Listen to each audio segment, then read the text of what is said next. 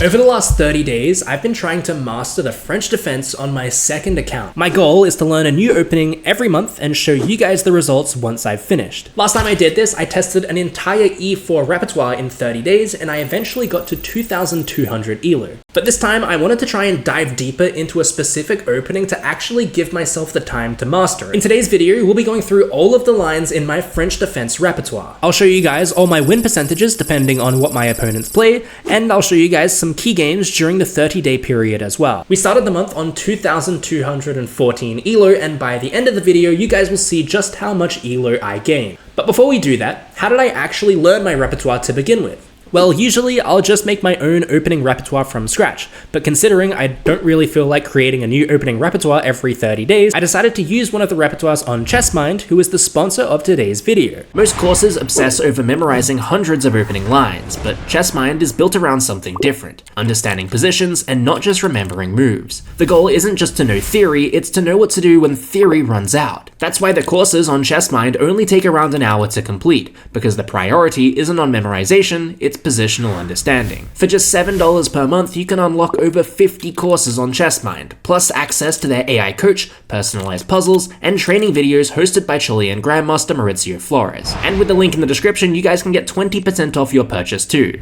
The lines that you'll see in today's video were pretty much directly from that ChessMind course, and any lines that aren't will be mentioned throughout the video. But for now, let's look at our first variation. So we'll start off with the French as a whole. Of course, it occurs after e4 and e6. It doesn't have to be e4, it can also be d4. You can transpose into it. But with the French defense over the last 30 days, I got 20 wins and 13 losses. So keep in mind that not everyone plays e4, and that I also played a bunch of games with white. So I was playing like an average of 3 to 4 games per day. And yeah, we got 20 wins, 13 losses. We also, well, I mentioned at the start of the video, we started at around 2,210 ELO. We'll get to what my rating was by the end of this video, but I also played with white. I played 26 games with wins and 18 games with losses. So I had a positive win rate with both, just because the account started at 2,200 and not my actual rating. But we can continue, and we'll start off with what I think is the easiest variation to play in the French, which is the advanced French. And I think most French players will probably agree with me.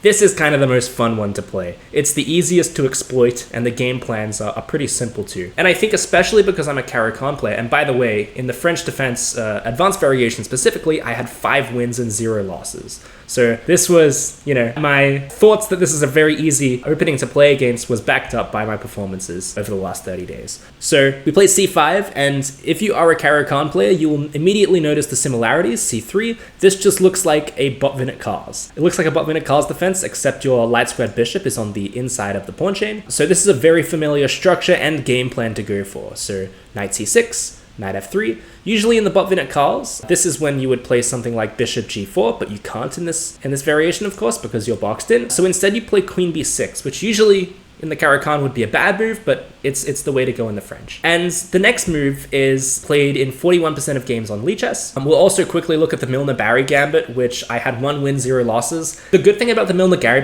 Gambit, of course, if somebody doesn't know the variation, which is takes, and then you cannot take on d4, because after the trades there is a discovery, and you lose your queen, so you can't do that. So I guess there's the trap in that sense. But also what the Milner-Barry Gambit does is, if somebody doesn't study this variation, the middle game plans are actually not so straightforward in a way, because white is not bad here by any means, and I feel like a lot of players with the black side will think that, okay, Milner-Barry Gambit, it's a stupid gambit that doesn't work, when in reality it's zeros, right? White is certainly not worse here. But what is a more challenging line is a3. And this is what I would play with the French defense. Against the French defense, sorry. When I play d4 and transpose into it, this is what I play. Usually I find that the move a5 at various points is actually very difficult to deal with when you do play a3. But what I found in the ChessMind course was this move c4, which is just a move that I would never ever consider playing, because when you would normally play it, for example, just in a regular d4, d5 setup, you would be punished with the move pawn to e4.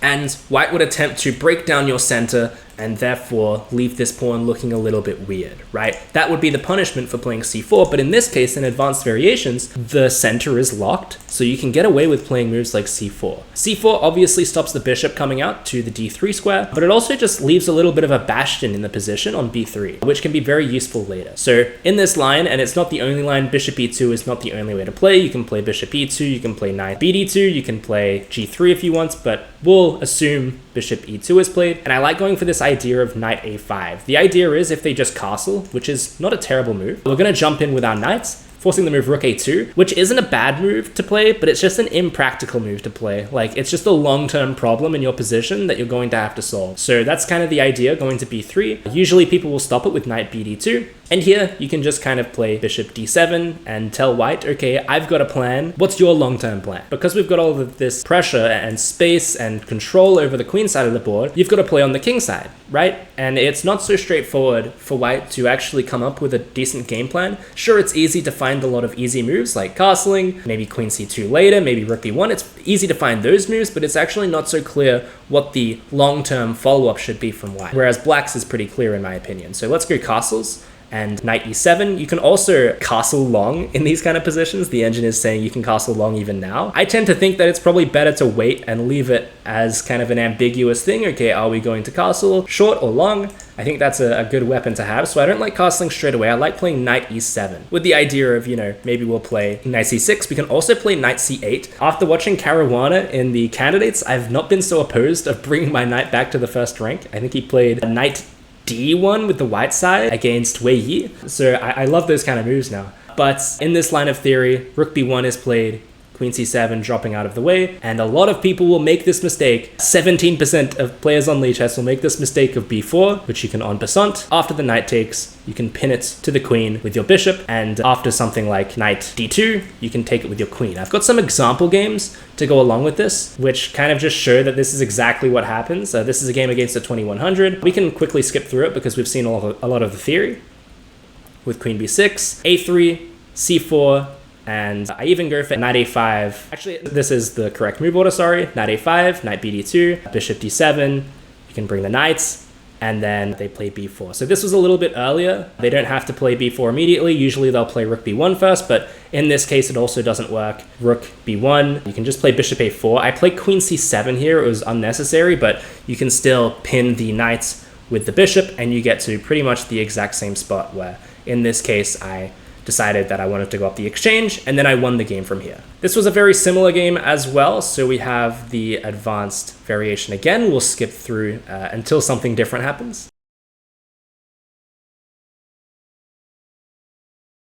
And we can see in this variation against a 2200 rated player, they play rook b1, we can play queen c7, they play b4, again making that crucial mistake, en passant, and then we can pin the knights. They can drop back with their knight, as we said, but in this case, you just take the free pawn on c3, black is up a pawn, and now it's all about consolidating the position, and I went on to convert this game as well. So overall, the advanced variation of the French was just a non-problem. I thought it was so easy to play against and so fun to play against as well. I think the advanced Caro-Kann is also very fun to play against, so it makes a lot of sense. But yeah, I didn't really have any problems in this opening, but the same cannot be said about the next opening, which is the King's Indian attack in the French. And for those who are not familiar, e4, e6, and d3 is the move order. I got 3 losses, 0 wins against the King's Indian. Not because I found it particularly difficult. There's next to no theory, basically. Well, that's just a lie.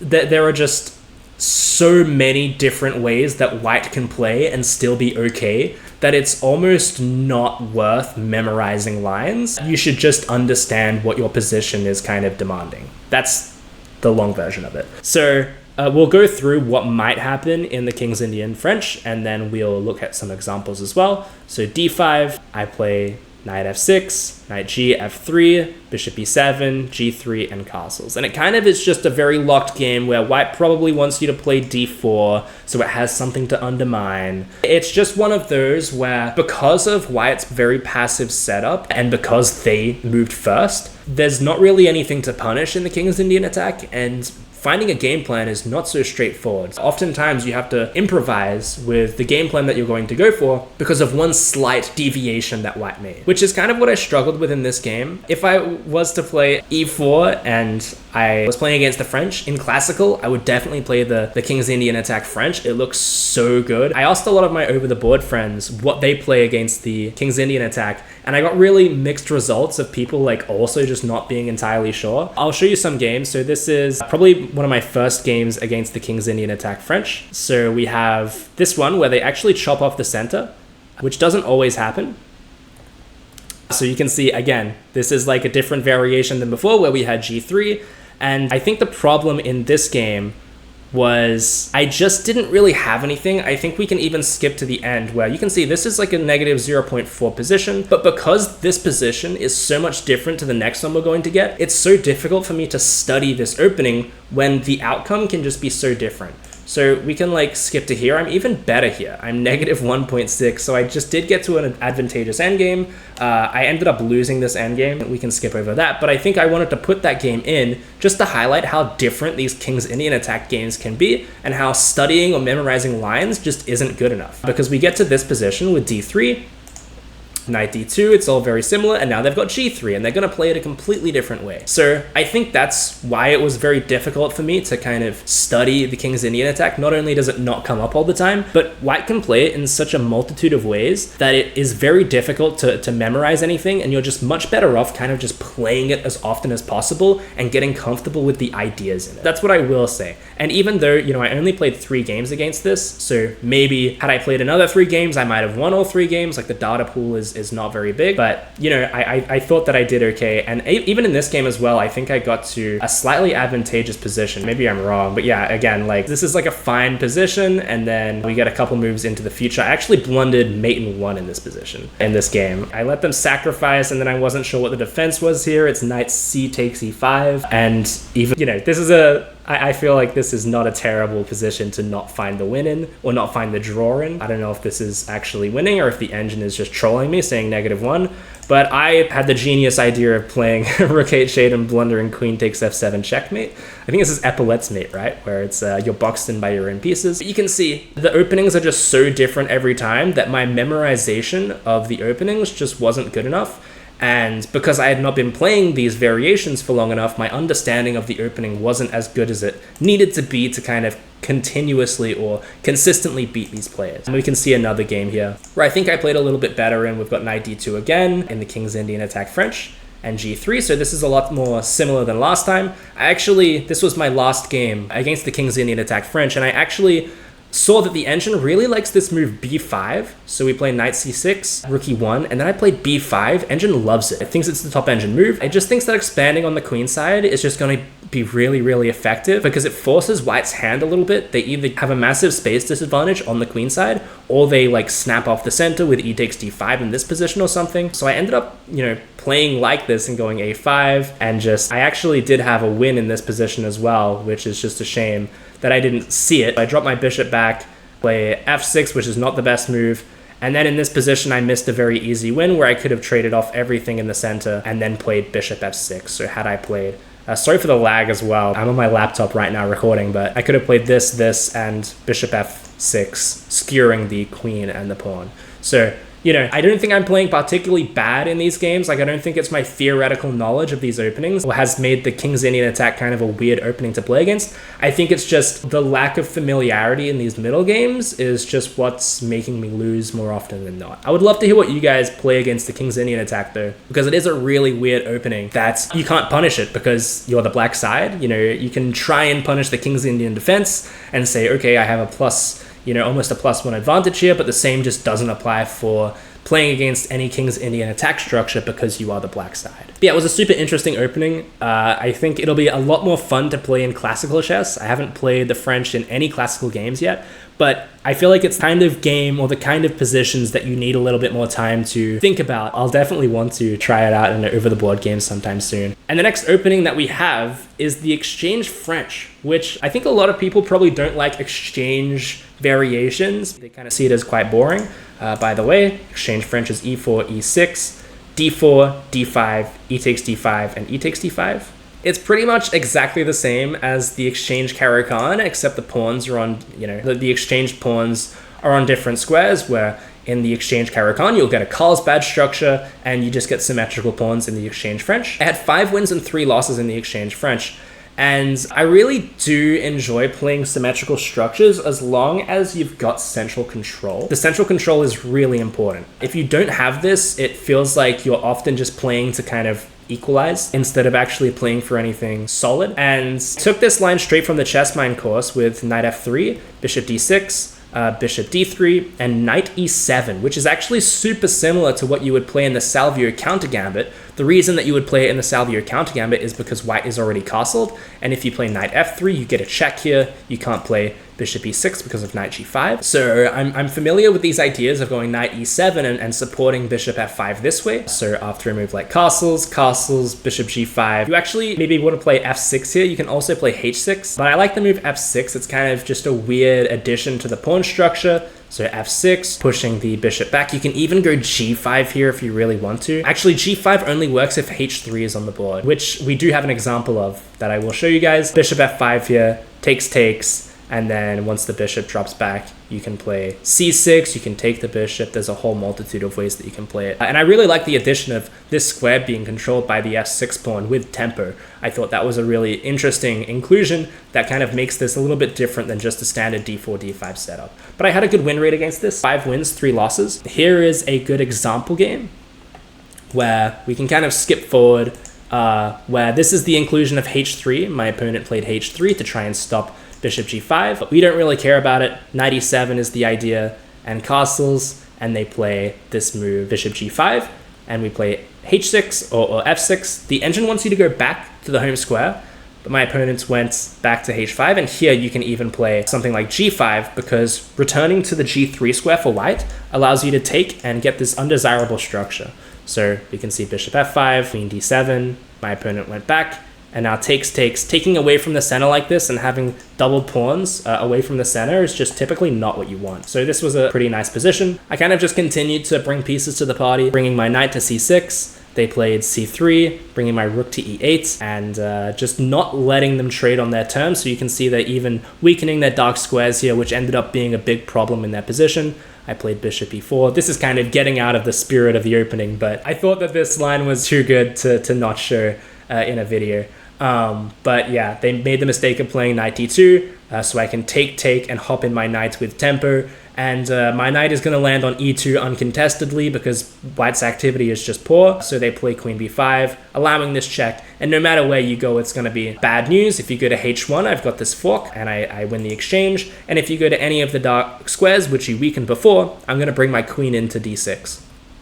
My opponent tries to go with f2, but still queen d6 works. The engine wants you to sacrifice the queen here. My opponent's was not having that. He allowed queen g3 check, and then after king f1, I do have this move knight f4. And you can try and trade off the pieces. You can try and escape with your king by taking the rook first, but I'm in no rush to play queen takes g2 check. I can play rook takes e8, and even though it may look like you can defend with knight e1, I can sacrifice my rook, boxing the king in, and get checkmate. My opponent actually resigned here. So these kind of games are really, really fun, but there's one problem, and I would love to hear any French players what your opinion is on this opening and what you play against it. The Monte Carlo variation is so annoying. It's kind of like the Panov, so we'll go through it together, where you play d4, takes, and then they play c4. So it's exactly like the Panov in the Caro-Kann, except with the e-pawn instead of the c-pawn. So we have this in the Caro-Kann, this is the Panov attack. So it's a very, very similar variation. I think the problem that I had with the exchange French in particular is it felt very difficult to keep pieces on the board, because I also don't really want to be playing d takes c4, because then we get to that problem that I mentioned earlier where we've got very symmetrical looking structures, but I don't have central control. So that kind of like makes me not want to play d takes c. I had 1 win and 2 losses in this variation, by the way. So I just played like standard moves, knight c6 or knight f6, knight c3, bishop b4, knight f3, castles, bishop e2, rook e1. Like, this is just very standard. Like, there's not a whole lot wrong with this. I actually ended up losing this game in a very interesting way with c6 because they have c takes d5, and you can't play the natural intermezzo of bishop takes knight because there is this intermezzo threatening to trap your rook by taking on b7 if you are to retreat your knight. So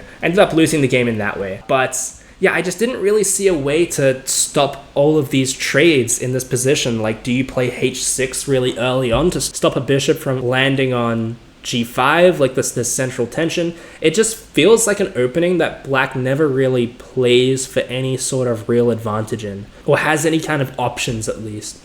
That's like my shallow understanding of the opening, but I would be so interested to see what you guys think about this opening, but I'll keep it short because I don't really know a whole lot about it. I also asked some people what they play against the Monte Carlo, and I got like a mixed bag of opinions where people kind of weren't exactly sure what the best way of playing against it was. They kind of just, it doesn't get played so often that it's a huge deal. So I don't know, let me know in the comments what you think of the Monte Carlo, but we will move on because these videos I tend to yap on a little bit too much. And we have the knight variation, which we'll cover very, very quickly. It's e4, e6, and knight f3. I have 4 wins and 1 loss in this variation, mainly because it's just a transposition variation. Like, I play d5, the most common moves are e takes d5, which, lo and behold, transposes into the exchange variation of the Caro-Kann.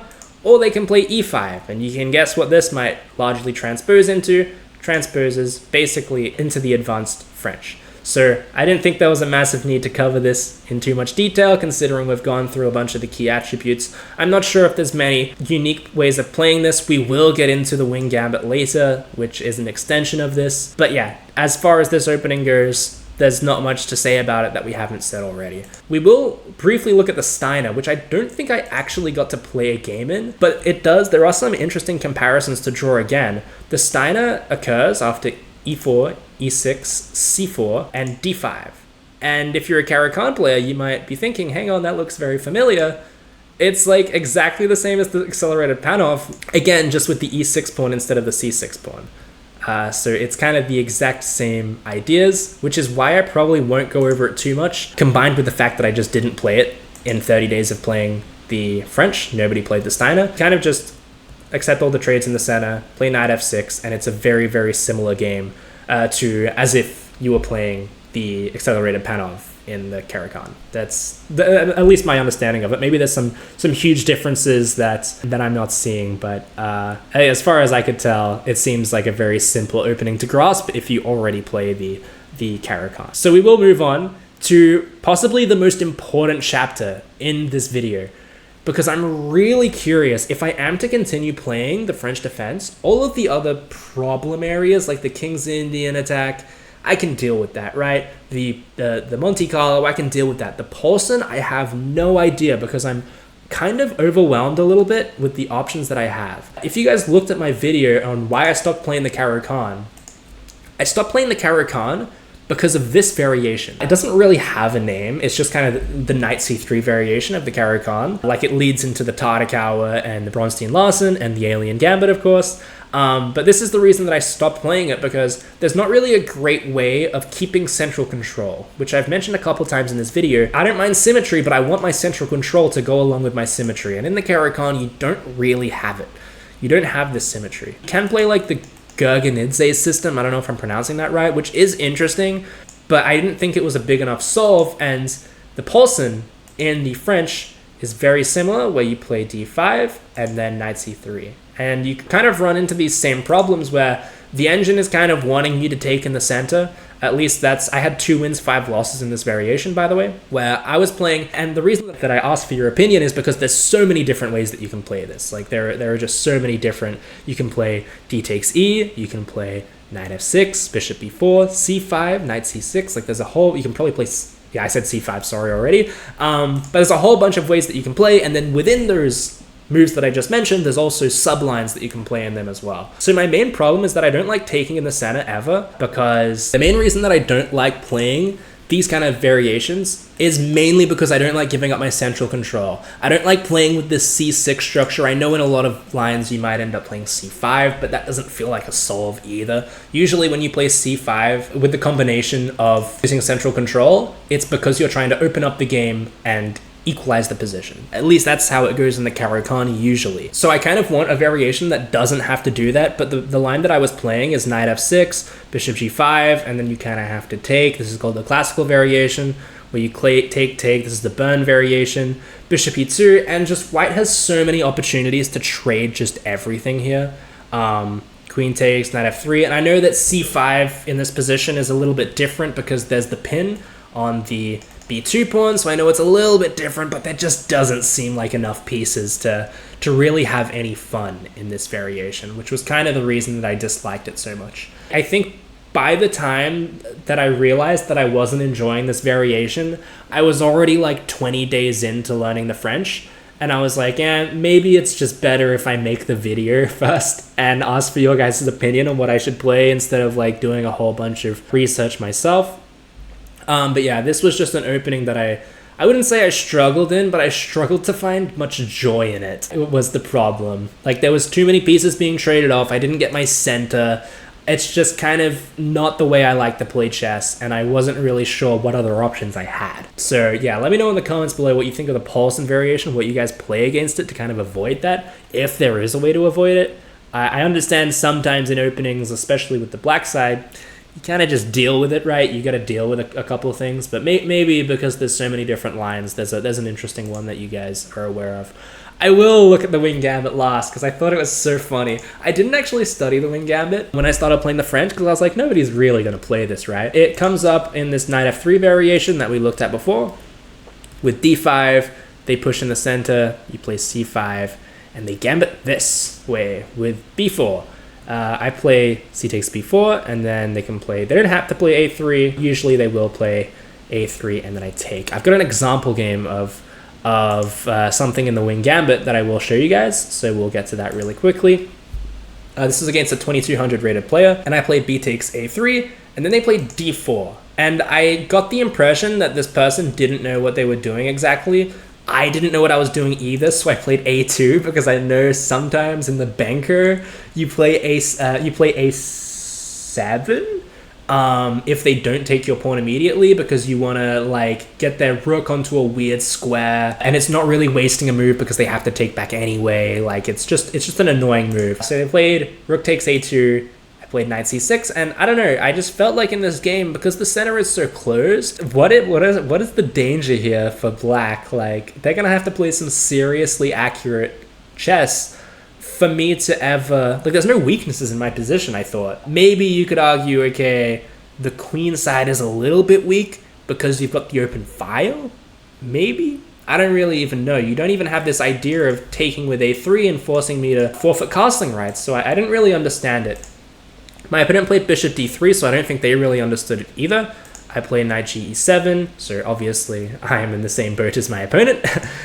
Bishop a3, I thought knight g6 made sense, just coming and wrapping around with the knights after the capture, so bishop takes and knight takes, and I'm probably going to go back up to knight g6 with that knight. The game kind of went in a really weird way where I could have played knight b4 there to trade off some pieces by force, but I didn't. I played knight g6, and I kind of got my knight in a little bit of a weird situation where I correctly played f6 to try and open up the game, but I had to wrap my knight back around to the home square. White is even just much better here. I don't think my opponent really knew how much better he was, but I took here, takes, and he's kind of blown the advantage again. Knight d7 I thought was interesting, check, and king e7, with the idea of I want to take on e5 and undermine the knight's defense. So they play c4 here, and then I take on e5.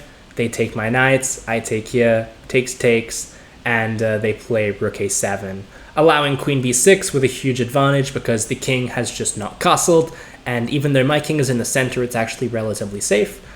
They go back to a3, blundering the fork, and I win the game. So probably not how most Wing Gambit games would go, but I just felt like it was one of those openings that I could probably get away with not knowing exactly what to do against it. You know, I tend to think that with all Gambits, unless it's like a super weird one, you can probably just take the pawn and consolidate if you're a good enough player. If you're a defensive enough player, you probably have the ability to just do that. So that's kind of what I did with the wing gambit. But I'll probably end up, if I do continue to play the French defense, I'll probably end up studying the wing gambit a little bit more, just in case a seasoned wing gambit player eventually, just in case I eventually play a seasoned wing gambit player. But that's all the variations that I wanted to cover in the video. So now it's time for the big reveal. How much ELO did I gain?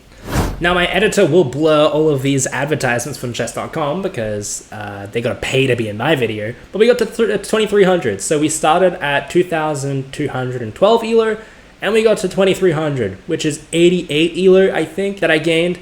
It also must be said that the rating that I started at was, I got to it by using an E4 repertoire, which is not a repertoire that I typically use. So I didn't really, I didn't gain 88 ELO because I swapped to the French defense, but I did get to 2300 by playing the French defense, which is especially interesting if you consider somehow my Lichess rating in Rapid is 2161, and that's not me like messing around or anything. I just don't know what's happening with my Lichess account. Maybe I'm subconsciously playing it like when I'm playing worse or something, but my chess.com account's Rapid is now 2300, Lichess is 2161. I think if we're going to take anything away from this kind of experiment though, it's also the highest rated this account has ever been. If we're going to take anything away from this experiment, it is certainly that if you are a Caro-Kann player, the transition to becoming a French defense player is so easy. If you're sick of the Caro-Kann at all, the French defense should be a real option to kind of swap to if you're wanting to like test out a different opening because you're not happy with something in the Caro-Kann. I think that's like the biggest lesson to take away from this, because I've not had this experience with other openings. Like I've learned the Sicilian defense, I've learned the King's Indian defense. I think that's the main, Queen's Gambit declined, I guess, but that's with against e4. But so is the King's Indian, to be fair. But I felt, especially with the Sicilian, it was not as comfortable, even though I specifically chose the Cont Sicilian, which is a French Sicilian, which again, the pawn structure kind of matches up. The French was just so easier to adapt to than something like the Cont Sicilian. So I think, lesson be learned if you are a Caro-Kann player and want to swap openings, maybe the French defense is a good place to start, because it was very easy for me to kind of pick up on all of the theory. I mean, memorization is one thing. I don't think that varies in difficulty for opening to opening. Generally, maybe something like the Grunfeld, where it's a lot, the lines kind of look all of the same. Maybe it's more difficult to memorize, but as far as middle game plans and kind of just overall understanding of the opening goes, it was a very easy swap between the two openings, which was very interesting. So we gained 88 ELO, which is the answer to the title. I don't know what I named the title yet, but I assume I named it something about the ELO gained while playing this opening. But yeah, I thought it was an interesting little experiment. Let me know in the comments what you guys would like me to try out next, opening you'd like me to try out next. Hopefully, next time I do this as well, I'll post a lot of the games on my second channel. I didn't do that this time around because I wasn't sure if people would actually enjoy the video or not to begin with on the main channel, so I wanted to make sure there was some kind of crowd for it. But yeah, let me know what opening I should try out next. Let me know what variations within the French you guys recommend as well. I'll be very interested to see what you guys think. But yeah, I hope you all enjoyed today's video, and I'll see you all in the next one.